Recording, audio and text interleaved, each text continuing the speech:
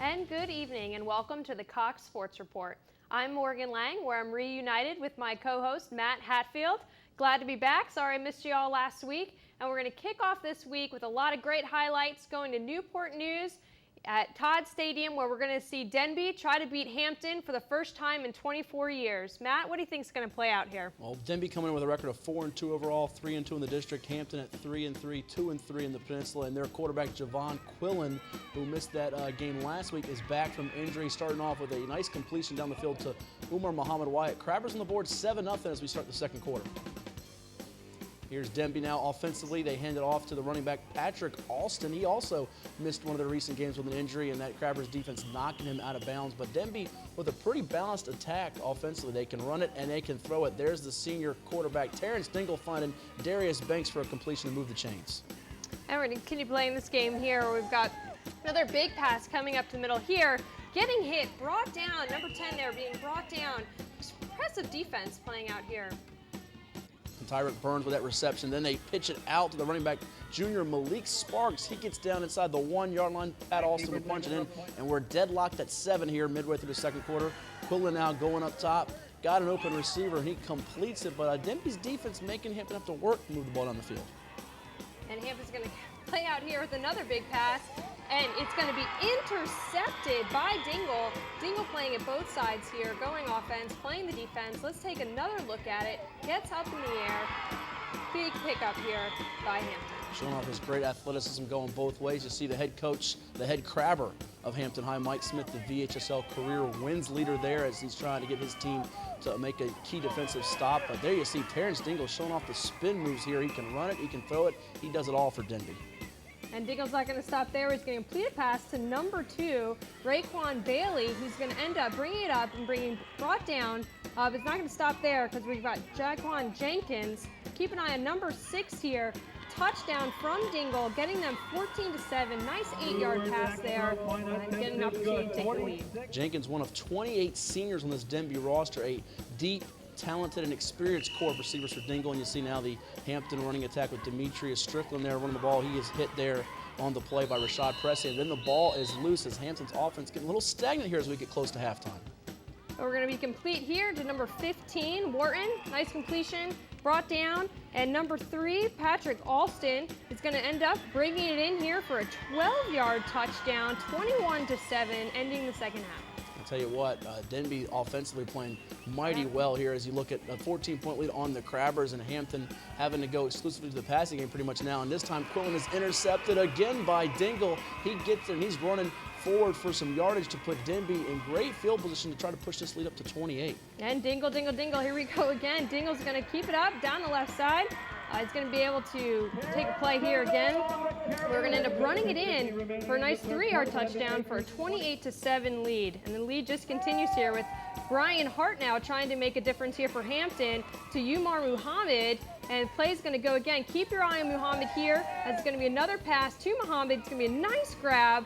He's going to end up going in 39 yards, trying to make that deficit a little bit different, 35-13, ending the fourth quarter. Yeah, now Hampton came in 46-2 their last 48 games versus Denby, but the first time they fall to the Patriots since 1989. As you see Alston with 113 yards on the ground, 2 touchdowns. Dingle accounts for 3 scores and 2 interceptions as the Patriots move to 5-2. And more scores around the peninsula. Heritage over Gloucester, 21-14. Jeremiah Boyd having some big numbers there with 142 yards and touchdowns. And the Monarchs over Warwick, 17-13, with Torrey Guilford having 14 rushing, 135 and a touchdown. First win for Coach Glenn Tidwell there. Kickintan with a mild upset of Woodside, 29-14, as Nick Carrera with a pick 6 late in the game to seal it for the Warriors. And Phoebus remains atop the peninsula with Heritage, 35-7 over Bethel, as Virginia Tech commit Marshawn Williams rumbles for over 200 yards yet again. And we're going to turn in here, go to Ocean Lakes. We're going to see Cox take on Ocean Lakes. And we're going to start right off here with a nice play by Cox. And he's brought down there, number 8, around the 40-yard line. And they're not going to stop. We've got a big throw here with Tommy McKee. And it's going to be, is it going to be caught? Oop, broken down there. Nice defense up there for Ocean Lakes. As you see that Ocean Lakes secondary making some plays on the football. Coach Chris Scott's got to like the ball skills, and he's got to like the running of Brandon Simmons, the senior tailback for the Dolphins, and he goes 49 yards to the house. Ocean Lakes on top here, 7-0 in a game played at Kellum High School due to the rainy weather, bad field conditions. Ocean Lakes not at home for this one, but doesn't matter. They're still mighty good wherever they play. Yeah, and here we go with number 19, Mike Alston, with a nice grab with coverage, being able to get up there, get some height. Man should play some basketball too, bringing it back down. And here with Jason Lewis able to punch it in, taking advantage of Alston's grab.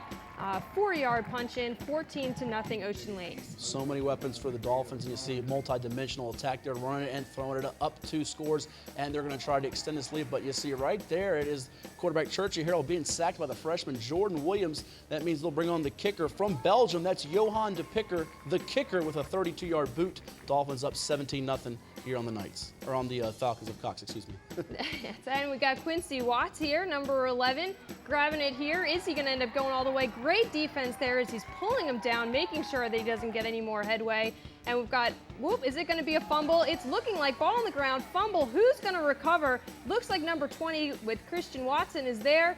He stands up with the ball. Great fumble recovery, giving the chance for Cox to get back on the board. That's just what Bill Stachelski's Falcons needed here. And you see Jordan Bobo delivering a big hit on Cedric Richardson right there, that Ocean Lakes defense. They're playing physical and they're playing fast, going to the football. Tommy McKee now with the keeper.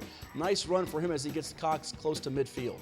And it puts him right in field goal position as Zach Kemp's going to get his first one for the day there. 30-yard field goal, 17-3, ending the second quarter. Nice way to play up here in the next half. And Cox now with the screen passes. You see Mike DeMasi with the reception from Tommy McKee, and he's moving Cox into Ocean Lakes territory before Watts knocks him out inside the 40-yard line, as Cox has got to like how their offense is moving the ball now here as we go to the second half. And this is when you see a nice pitch out there as Cox starting to move the football effectively. They'll get another field goal, though, as it'll be Zach Kemp, the junior, booting it through to cut that Ocean Lakes lead down to 11 late in the third period. Yeah, but Ocean Lakes going to answer here with our friend Brendan Simmons. Going to end up going in 11 yards for another touchdown, 24-6. Kick will be good. Definitely not quitting here as we get Cox having an opportunity. Gets late tackle there. McKee intercepted by number 4, TJ Griffin. Great defense there. Exciting to see this ever-ending battle. And another one of those step-up players for the Dolphins in Griffin there. And you see Brandon Simmons. He's had some nifty maneuvers all game long. And this time a 10-yard touchdown on a swing pass from Churchy Harold. Ocean Lakes on top, 31-6 as they take on one of the top challengers in the beach and stay undefeated. You see Simmons with 203 yards rushing, 2 touchdowns. Derek Noddy on defense with 7 solo tackles, 3 for loss. And McKee held to his lowest output of yards on the season. And we've got more, including high school football highlights and a package with Old Dominion head basketball coach Jeff Jones here on Sports Report.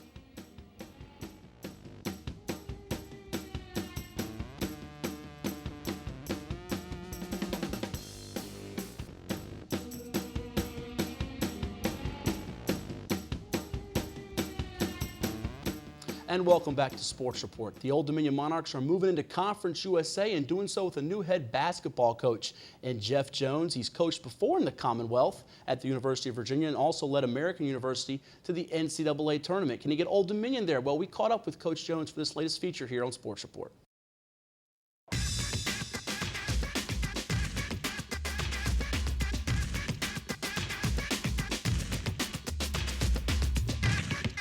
Well, it's great. It's certainly a big challenge and something that you know I'm really excited about.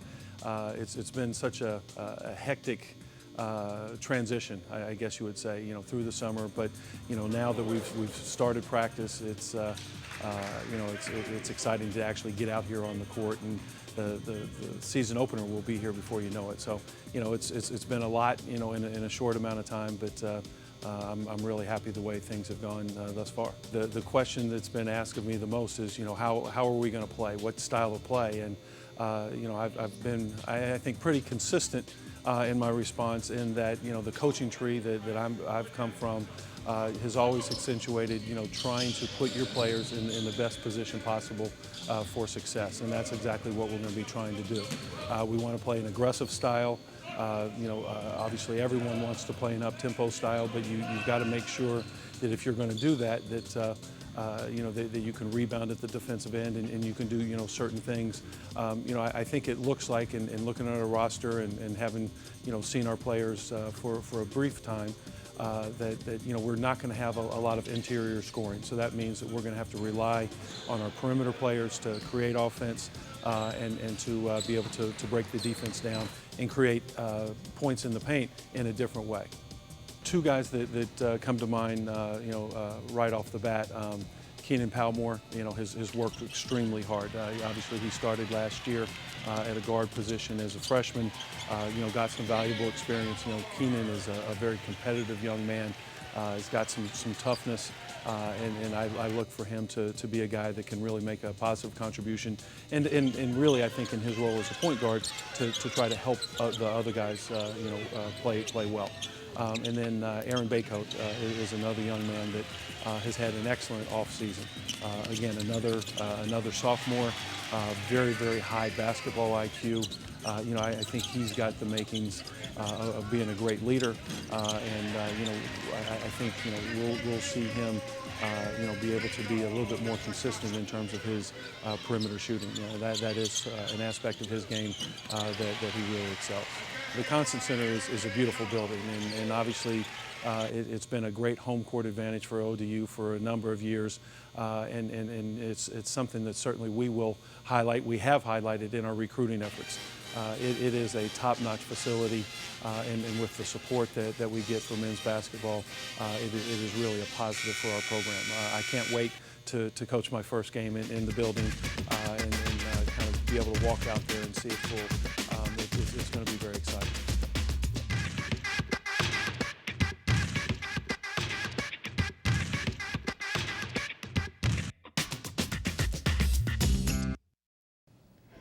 And we're going to kick off here in Portsmouth, where we're going to see Lake Taylor take on Churchland.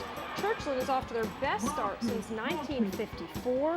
And Matt, what do you think about this headway here? Well, what a job by Alonzo Ricks and the Truckers. But Lake Taylor, that's a tough animal to contain here. They've lost 2 games to powerhouse programs in L.C. Burton and Oscar Smith and do not want to fall out of first place in the Eastern District. So Hank Sawyer's Titans will come ready to play. And ready to play is the quarterback Shaheem Johnson, getting the Titans on the board with a 26-yard touchdown run, followed up by Marquise Poole's successful extra point. Lake Taylor out to the early 7-0 lead on the road. Yeah, we'll take that early in the first quarter. No hesitation there. Got wet day here, no doubt. Fans are out there with their umbrellas, and Lake Taylor here is going to go up the gut here with Poole. It's going to be 33 yards, not a defender really in sight. Kick will be good, getting them on the board again, 14-0, and Lake Taylor here is making a pretty nice statement early in the game. Yeah, soggy field conditions in the rain not slowing down the Titans one bit here out of the gate as they lead by double figures early in the second quarter. You see the umbrellas out, even the Hello Kitty umbrella is out there in Portsmouth as Lake Taylor's got the football again and they're driving. They hand it off to Marcus Hawkins and he's gone. Touchdown run for Lake Taylor, now up by a count of 20-0. And the kick is not going to be good here. It's a good pickup. At least it wasn't going the other way there, but that's going to put them 20-0 with just shy of 9 minutes left here. And we've got Churchland with the ball, and Churchland's keeping an eye on Lorenzo Cherry. That is a nice grab with coverage, 30-yard pickup. Nice way to get on the board there for them. An extra point here, up, ooh, and it is blocked by Nairi Quinley. What a great speed to be able to get up there and make that defensive stop. And Quinley doing it with a dislocated finger, and what a job by Cherry, the two-sport athlete who gets it done in basketball and football. And there is Poole again on that trap play. Lake Taylor was doing it all night long, and it's giving them touchdowns and big yardage as they now go for 2-point conversion here, as this time the snap will be high. Shaheem Johnson will try to bring it in here, and this time it is snagged by Quinley here in the corner of the end zone. A terrific play by Quinley there, as now Lake Taylor leads it by 22 late in the second quarter. And Churchland's going to have a chance here. Are they going to be able to get on the board? Number 5 quarterback. It's a big throw up into the end zone. A lot of people incomplete, unfortunate, missed opportunity there on Lake Taylor here with the play up the middle again. And who is it going to be, Matt? It is Marquise Poole. That's his third touchdown of 30 yards or longer here, as the junior is having himself one heck of a night for Lake Taylor, as they now lead at 35-6, which means another touchdown, and they'll have a running clock in the second half. And Lake Taylor is not finished. They want a running clock. Coach Sawyer and company want to go home and get dry, as Quinley now hauls in the touchdown, 13 yards from Johnson. And Churchland Phenomenal start so far this year, but Lake Taylor just a little bit too much in this one as the extra point here will be no good. Titans rolling 41-6, and it's still in the third quarter. There's plenty of game left to go as Johnson here is going to get punched in with 2 yards. 48-6. The kick will be good on that one. Seems to be the game of missed kicks and good kicks here. Looks like there's a little bit of sunshine coming through as Dasmine Palmer here, number 24, gets a nice 35-yard run in for the touchdown here. And 55-6, the lead just keeps going. And I'll tell you what, whether there's any sun or not, it's certainly been a bright one for Lake Taylor. They've just been pouring it on, 55-6, bouncing back from that tough loss to LC Bird. Titans win it behind Marcus Hawkins' 181 yards rushing, Poole with 3 touchdown runs. You see big money Naquan Harris with 7 tackles. Malik Sexton, who came in with over 500 yards passing and rushing for the Truckers, held to 82 total yards in defeat.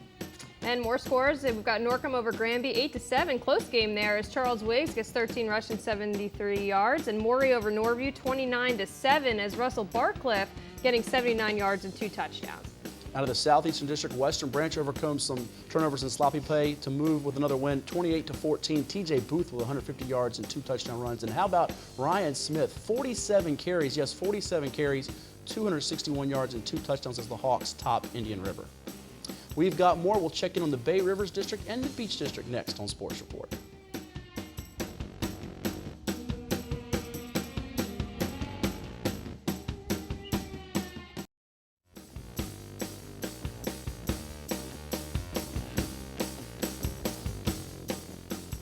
Welcome back to Sports Report with Morgan Lang. I am Matthew Hatfield. We now check in on the Bay Rivers District as the Lafayette Rams put their undefeated record on the line against the Poquoson Islanders here. Bay Rivers District battle. You know, these two teams have high potent offenses, Morgan, and could be one of those games where a team has the ball last prevails. And it's another wet one as we're taking a look here with Lafayette starting off here with McGinty, who's going to be a name that's going to continue to come up here. He's going to try to go again to McGinty, and it's going to be, will he? 14-yard runs, gets him on the board early. Lafayette 7, Poquoson none. And McGinty matching that jersey number he wears, number 14. Now Poquoson, offensively, they had 427 yards rushing out of that wing tee last week against War Hill. Going to be tougher against that Lafayette defense, as you see Jaleel Green making the tackle on Johnny Price, the new starting quarterback for Poquoson. And then they stiffen here at the line of scrimmage there as those defensive linemen bring them down for a minimal gain. And they're going to keep trying to go up the middle there as they go. And Poquoson here with the ball, and they are able, up the middle, brought down. Defense here is all over them for Lafayette. Ooh, bad snap, but nice pickup, good handle on the bar. You know, with that wet weather, it's got to be interesting to see that, the pigskin being flipped all around. Yeah, it could have been disastrous, but unfortunately for Poquoson, it gives Lafayette pretty good field position to work with, and they will end up running the football here with Darren Patton down the left sideline. And then when you got Patton, you also got Jaleel Green in the backfield and Brandon Villanueva Purnell at wide receiver. So many different options for McGinty at quarterback, and you see right there the University of Richmond commit Jaleel Green with the high step and hurdle play as he runs it into the red zone for the Rams. Let's take another look at it here. Oh, jumps over one, moves it to the right side of the field, jukes another, and he's brought just outside and brought down, but great speed. And Poquoson here, let's look at the defense behind Grayson Boyce as he makes a huge stop there and not quitting easily here on this game. Boyce, one of the top uncommitted senior prospects in the Hampton Roads area, and now you see Lafayette, though, with that power running game. There's the fullback, Shekel Wallace. 13-0, Lafayette on top here late in the second quarter, and they're looking for more as they pitch it out to Green, and he could break this one to the house as he slips out of some tackles.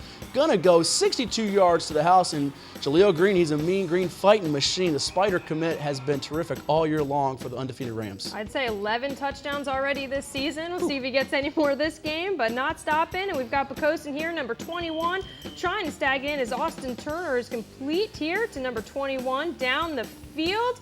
Nice ball up in the air, nice grab.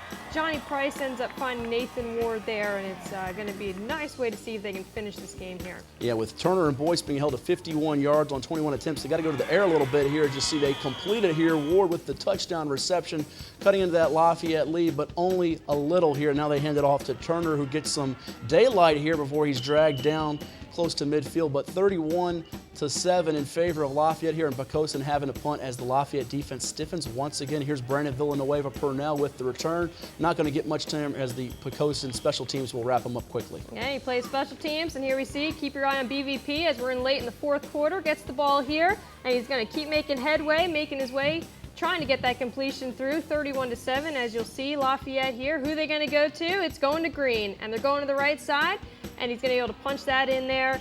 Nice touchdown for Green. Yeah, they've been moving the chains all game long behind him, and now John Douglas up the middle for the score. Rams on top, 38-7. That would be the final. Green with 2 touchdown runs, 119 yards. Wallace with a touchdown and 66 yards. McGinty with 78 yards passing as Lafayette stays unbeaten. And Tab over Warhill, nice tight game there, 33-31. Bailey Hicks heading 135 yards and a touchdown. And Bruton over Jamestown, 27-6. Capri Doucette having 2 rushing touchdowns. Future JMU Duke playing tremendous in that one. As you see, the Bay Rivers District, a wild and wacky league, yet again with so many interesting results throughout the season. We now move on over to the Beach District. It is the Bayside Marlins homecoming, taking on the visiting Green Run Stallions, coached by Jeff McGowan, a Bayside graduate. Can he get his alma mater in this one, Morgan? Well, we're going to see it start off here with Green Run having the ball. Nice bomb down, but it is going to be intercepted by Jamez Breakhouse, a junior prospect, getting already recruited by UVA in Wisconsin. But Green Run's not going to stop there, as they're going to go deep down the field. Timothy Norwood with the grab from Austin Lynch. Nice 61-yard pass. 7-0 on the board for Green Run. Beautiful bomb by Lynch, the Kempsville transfer, who came in with over 1,100 yards, 13 touchdown passes on the season, tops in Hampton Roads. And Bayside's going to counter that passing game with some tough running with Daryl Sills, who looked like he was down, but he's not down, as the junior showing the strength, showing the power, and he goes here rumbling 55 yards before Anthony Scott, the speedster for Green Run, finally chases him down. I'd say, you see that speed? I love that about these kids. They're not quitting. They're continuing to play all the way through the whistle. Green Run here, Quinn Blanding,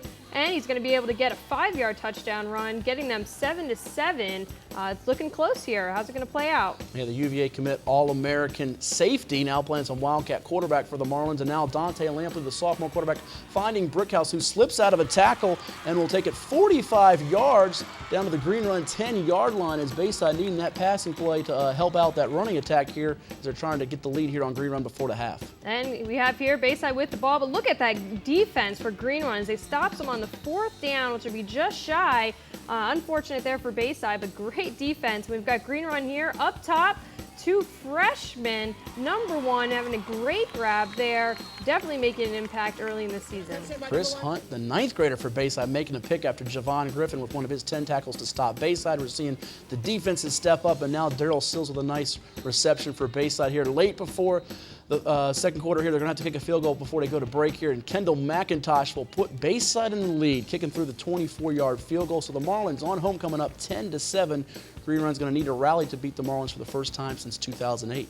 Ooh, and Bayside here, Blanding again coming in here. He's going to get to the right side, beats the second defender as he goes through. That's a 42-yard run. Nice touchdown from number 7 there. And here at the extra point, bad snap. Unfortunately, it's going to be no good, but they hold on to the ball. They're brought down 16-7 going into the third. That extra point could come back to haunt the Marlins just a little bit. Now Austin Lynch on the play fake. He's going deep, and he's got a man who brings it in. That's Ishmael Murray. What a leaping grab with 2 defenders draped over him. Let's watch it again, Morgan. Tremendous play. That's incredible. Look at that with 2 defenders on it. Wet ball, wet weather, but he's not stopping. Jukes, the second guy, could have been brought down again and gets across the line. Nice, impressive, 16-14 there. And we've got Waters here. I'm going to look at this bomb, 77 yards here ultimately as he comes through, and that is going to be his second game-winning touchdown. And he had his last game-winning touchdown a year ago in September against Tallwood. Yeah, how about that? Exact date from September 12th to October 12th as Waters puts Green Run in the lead. Does Bayside have a comeback in him? Well, Dante Lampley goes over the middle, but Breon Waters is there for the pick, so he has the go-ahead touchdown and the game-sealing pick as the Stallions will take this one and kneel to go to 4-2 as you see Lynch with 266 yards through the air, 3 touchdown passes. Murray with 77 yards. You see Quinn Blanding with a career-high 112 yards rushing, but not enough as Green Run gets the victory. And Tallwood has over First Colonial, 20-0. Will Howard having 3 receptions for 86 yards. And Salem over Lansdowne, 28-6. DJ Davis having 2 touchdowns. Also out of the Beach District, Kellum blanking Kempsville for their first one of the year. Cody Elmer, Pat Cagle, and Malik Baker with touchdown runs for the Knights. And West Point over Middlesex, 33-0. Brandon Jones having a big game with 4 total touchdowns. And we're going to keep going in the Tidewater District here. I'd say it's pretty incredible how all different forms. We've got touchdowns, receiving, fumble recoveries, and everything. Man is playing both ways here. Well, we've got more here on Sports Report. We thank everybody for watching. With Morgan Lang, I am Matthew Hatfield. Keep it right here on Cox Channel 11.